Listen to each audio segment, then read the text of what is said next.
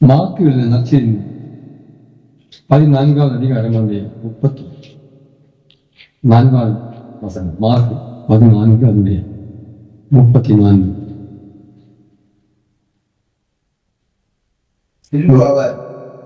அப்பொழுது அவர் என் ஆத்துமா மரணத்துக்கு ஏதுவான துக்கம் கொண்டிருக்கிறது.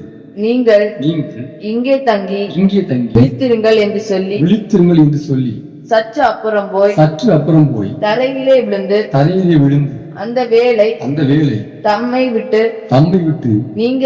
நீங்கி போக கூடுமானால் அது நீங்க வேண்டும் என்று வேண்டிக் கொண்டு போதும். ஹல்லேலூயா.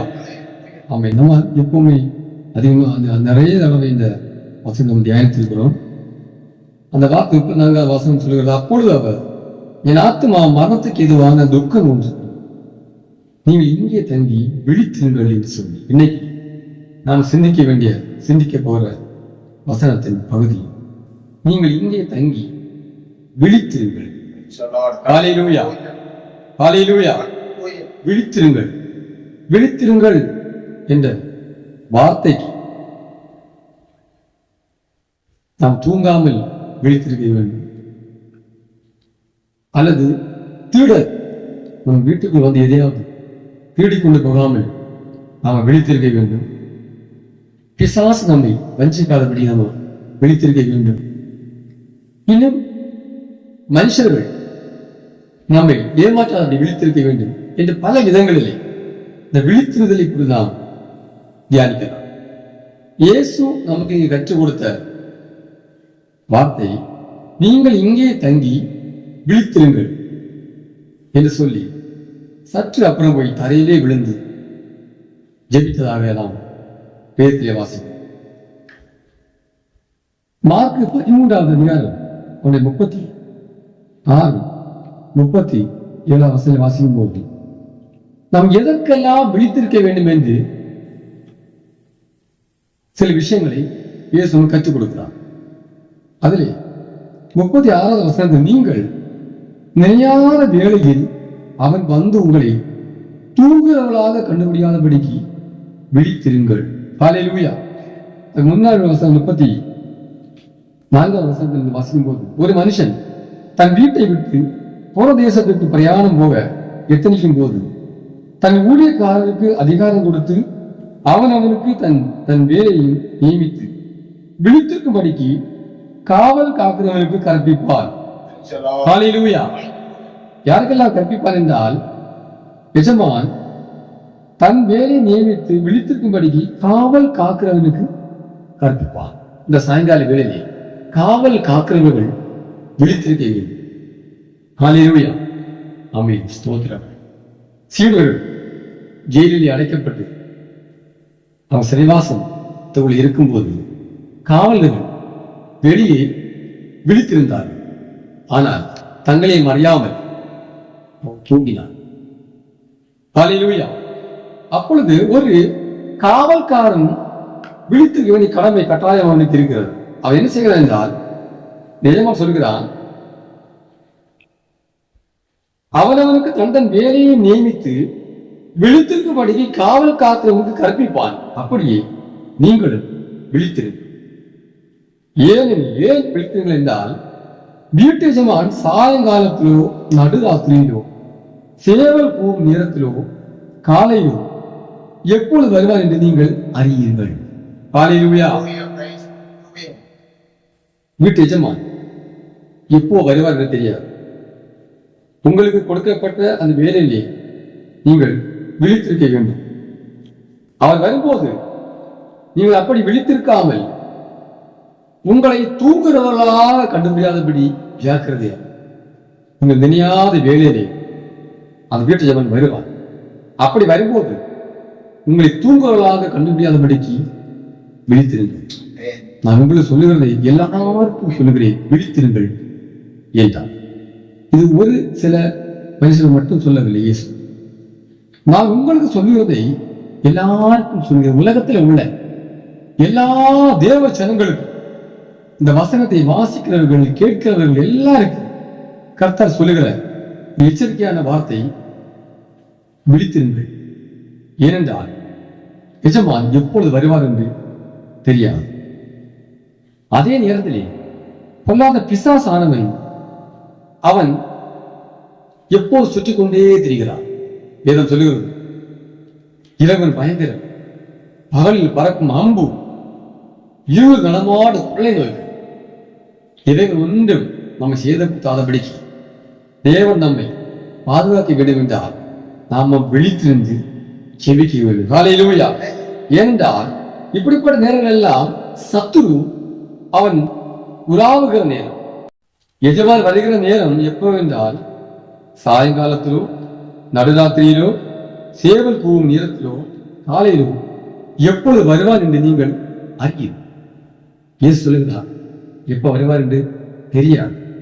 ஆனால் சாத்தான் அவன் என்ன செய்கிறார் என்றால் இரவிலே பயங்கரத்தை உண்டாகுவது, பகலில் அவன் பறக்கும் அம்பு சுற்றுகிறது, இருள் நடமாடு கொள்ளை நோய், மத்தியானத்திலே பாழாக்கும் சங்காரம், இந்த 4 காரியங்களும் சத்துரு விதைக்கிறார். இரவிலே பயங்கரங்கள், பகலே அம்புகள், இருளில் கொள்ளை நோய்கள் நடமாடுகிறது, மத்தியானத்திலே பாழாக்கும் சங்காரம். இவைகளுக்கு நாம் பயப்படாமல் இருக்க வேண்டும் என்றால் நாம் விழித்திருந்து செபிக்க வேண்டும். ஹல்லேலூயா, ஹல்லேலூயா, ஹல்லேலூயா.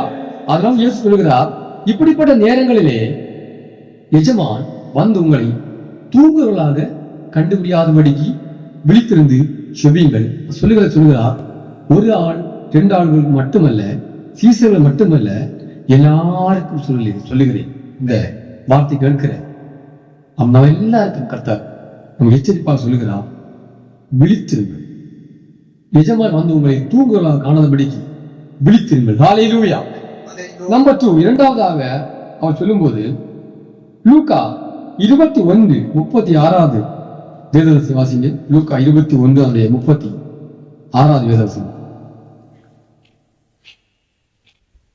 ஆகையா இனி சம்பவிக்க போகிற இவைகளுக்கெல்லாம் நீங்கள் தப்பி மனுஷகுமாரன் முன்பாக நிற்க பாத்திரவான்களாக எண்ணப்படுவது எப்பொழுதும் ஜெபம் பண்ணி விழித்திருங்கள் என்றார். ஹல்லேலூயா. 30 பூமியிலிருந்து இருக்கிற அனைவர் மேலும் அது ஒரு கண்ணீர் போல வரும். கடைசி நாட்களே சம்பவிக்கிற விஷயங்களை அது முன்னதாக வேதவசனம் நாம படிக்கலாம். 36 சொல்லும்போது, ஆகையால் இனி சம்பவிக்கிற இவைகளுக்கெல்லாம் நீங்கள் தப்பி மனுஷகுமாரன் முன்பாக நிற்க பாத்திரவான்களாக எண்ணப்படுவதற்கு எப்பொழுதும் ஜெபம் பண்ணி நாம விழித்திருக்க வேண்டும். ஹல்லேலூயா. இந்த கடைசி நாட்களிலே இவைகள் எல்லாம் தப்பி வானம் பூமி ஒளிந்து போகும், என் வார்த்தைகளும் ஒளிந்து போவதில்லை. இவைகள் 28 இவைகள் சம்பவிக்க தொடங்கும் போது உங்கள் மீட்பு சமீபமாக இருப்பதால் நீங்கள் நிமிர்ந்து பார்த்து உங்கள் தலைகளை உயர்த்துங்கள். 26 வாரத்தின் சத்துவங்கள் அசைக்கப்படுது. ஆதலால் பூமியின் மேல் வரும் ஆபத்துக்கு பயந்து எதிர்பார்த்திருக்கிறதுனால் மனுஷனுடைய இருளையும் சோர்ந்து போகும். அப்பொழுது மனுஷகுமாரன் மிகுந்த வல்லமையோடு மகிமையோடு மேகத்தின் வருகிறதை காண்பார்கள். இவைகள் சம்பவிக்க தொடங்கும் போது உங்கள் மீட்பு சமீபமாயிருப்பதால் நீங்கள் நிமிர்ந்து பார்த்து உங்கள் தலைகளை உயர்த்துங்கள். ஹல்லேலூயா. இயேசு வருவதற்கு முன்பதாக அநேக சம்பவங்கள் நடக்கும் என்பதை குறித்து தெளிவாக எழுதப்பட்டிருக்கிறது. ஸ்தோத்திரம். ஆனா 38 வசனம் வாசிக்கும் போது, என் நாமத்தின் நிமித்தம் எல்லாராலும் பயக்கப்படுவீர்கள், ஆனாலும் உங்கள் தலைமையில் ஒன்றாகலும் அழியாது. ஹல்லேலூயா. விழித்திருக்கிறவங்க செபிக்கிறவங்க இவ்வளவு பிரச்சனை வந்தால் அவனுடைய தலைமையில் ஒன்றாகலும் கீழே விழுவதில்லை. ஹல்லேலூயா. ஆகையால் இனி சம்பவிக்கிற போகிற இவைகளுக்கு எல்லாம் நீங்கள் தப்பி எல்லாம் தப்பணும். அநேக உபத்திரவங்கள் கடைசி நாட்களில் நடக்கும் போது அவைகள் எல்லாம் நம்ம தப்ப வேண்டும் என்றால் தப்பி மனுஷகுமாரன் முன்பதாக நம்ம நிற்பதற்கு பார்த்தவங்களாக எண்ணப்படுவதற்கு ஜெபம் பண்ணி விழித்திருங்கள். 2வதாக நம்ம இதற்கு விழித்திருக்க வேண்டும், ஜெபம் பண்ணி விழித்திருக்க வேண்டும். ஹல்லேலூயா. நாம் ஜெபம் பண்ணி விழித்திருக்கவில்லை என்றால் இப்படிப்பட்டதான பிரச்சனைகள் நம்ம ஏற்கனவே பார்த்தது போல இரவில் உண்டாகும் பயங்கரங்கள், இருள் நடமான கொள்ளை நோய்கள், ஆமீன், இந்த காரியங்கள் எல்லாம் நம்மை சேதப்படுது. ஹல்லேலூயா. அதனால விழித்திருந்து ஜெபம் பண்ண வேண்டும். மூன்றாவது அப்போஸ்தலர் 20 அதனுடைய 31வது வசனம். அப்போஸ்தலர் நடவடிக்கைகள் 20 அதனுடைய 31வது வசனம். 27வது வசனம். அப்போஸ்தலர் 20 அதனுடைய 31வது வசனம். ஆனபடியா 30-31 உங்களிலும் சிலர் எழும்பி சீசர்களை தங்களிடத்தில் இழுத்துக் கொள்ளும்படி மாறுபாடானவர்களை போதிப்பார்கள் என்று அறிந்திருக்கிறேன்.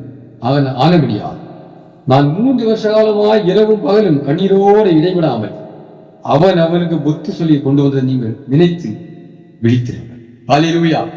அப்போஸ்தலர் பவுல் சொல்லும்போது சொல்லுகிறார், நான் 3 வருஷம் இரவும் பகலும் கண்ணீரோடு இடைவிடாமல் ஒவ்வொரு நாளும் நான் புத்தி சொல்லி கொண்டு வந்ததை நீங்கள் நினைத்துக் கொள்ளுங்கள். ஏன் என்று சொல்லுகிறார் 30வது வசனத்துல, உங்களிலும் சிலர் எழும்பி சீசர்களை தங்களது இழுத்துக் கொள்ளும்படி மாறுபாடானவர்களை போதிப்பார்கள் என்று அறிந்தீர்கள். ஹல்லேலூயா. மாறுபாடான உபதேசத்துக்கு நம்ம விழித்திருக்க வேண்டும். வஞ்சிக்கப்படாதபடிக்கு மாறுபாடான உபதேசங்களுக்கு நம்ம செவி சாய்க்காதபடிக்கு என்ன செய்யணும்? விழித்திருந்து நம்ம ஜெபிக்க நாட்களிலே அநேக மாறுபாடான போதனை மூலமாக ஜனங்கள் வஞ்சிக்கப்பட்டுக் கொண்டிருக்கிறார். இதே வேத வசனத்திலே இயேசு சொல்லும்போது, நீங்கள் 1 மணி நேரமாக விழித்திருக்க கூடாதா என்று சொல்லி சீசனோடு கேட்டார். இதை அநேகர் இந்த வசனத்தை இயேசு எங்கே விழித்து ஜெபிக்க சொன்னார், விழித்திருக்கதானே சொன்னார். 1 மணி நேரமாக விழித்திருக்க கூடாதா, இயேசு ஜெபிக்க சொல்லவில்லையே என்று தர்க்கம் பண்ணி ஜனங்களுக்கு மாறுபாடான உபதேசங்களை இந்த நாட்களில் பூத்து வருகிறார். இப்படிப்பட்ட மாறுபாடான உபதேசங்களுக்கு நாம விழித்திருக்க வேண்டும். ஹல்லேலூயா. இது வஞ்சிக்கிற ஆவி. இந்த மாறுபாடான உபதேசங்கள் வஞ்சிக்கப்படாதபடி நம்ம விழித்திருக்க வேண்டும். மூன்றாவது கொலோசியர் 4:2 வாசிக்கும். இடைவிடாமல்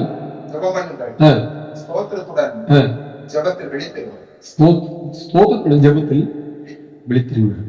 இடைவிடாமல் ஜெபம் பண்ண, ஸ்தோத்திரத்துடன் ஜெபத்தில் விழித்திருங்கள். எப்படி ஜெபம் பண்ணணும்? ஸ்தோத்திரத்தோடு ஜெபம் பண்ணணும். விழித்திருங்கள். ஜெபம் மாத்திரமல்ல, ஆராதித்த தேவனை ஸ்தோத்திரம் செய்து இடைவிடாமல் நாம் ஜெபம் பண்ண வேண்டும். எஜமான்களே, உங்களுக்கும் பரலோகத்தில் எஜமான் இருக்கிறார் என்று அறிந்து வேலைக்காரர் நீதியும் செவைமான இடைவிடாமல் ஜெபம் பண்ணுங்கள்.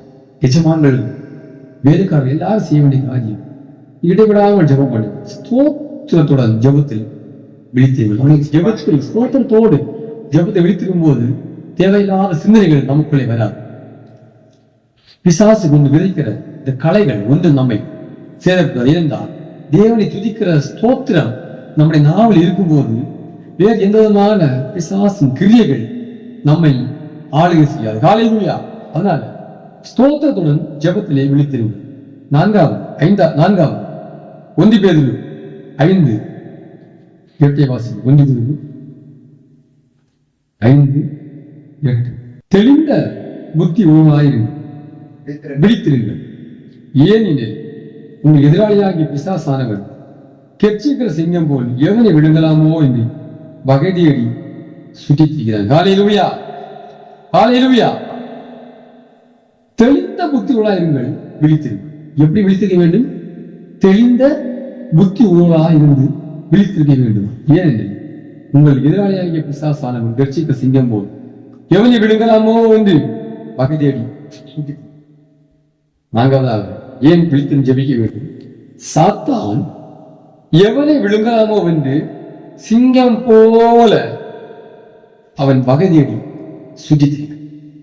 அதனால் நாம விழித்திருந்து ஜெபிக்க வேண்டும். பிசாசானவன் தேவனுடைய பிள்ளைகளை எப்படி வஞ்சிக்கலாம், ஜெபிக்களை எப்படி வஞ்சிக்கலாம், அல்லது தேவனோடு கொஞ்சம் ஐக்கியமாக தொடங்குறவர்கள் எப்படி வஞ்சிக்கலாம் என்று சொல்லி சாத்தான் பல விதங்களிலே எப்படியாவது அவருடைய ராஜ்யத்துக்கு ஒரு கூட்ட ஆத்மாக்களை சேர்க்க வேண்டும் என்று மிகவும் அவன் பிரயாசப்படுகிறார். ஹல்லேலூயா. ஆமென். நம்முடைய இயேசு கிறிஸ்து இப்படி ஜெபிக்கிற பிள்ளைகளை, விழித்து ஜெபிக்கிற பிள்ளைகளை அவர் ஒருபோதும் கைவிடுவதே இல்லை. ஹல்லேலூயா. அவர் மனுஷகுமாரன் நினையாத நாளில் வருகிறபடினால் நம்ம விழித்திருந்து ஜெபிக்க வேண்டும். ஹல்லேலூயா. இயேசு சொன்னார், பிதா ஒருவர் தவிர அவர் வரும் நாளில் ஒருவரும் அறியார். ஹல்லேலூயா. இயேசு வருவதை ஒருவருக்கு தெரியாது. அதனால நம்ம விழித்திருந்து ஜெபிக்க வேண்டும்.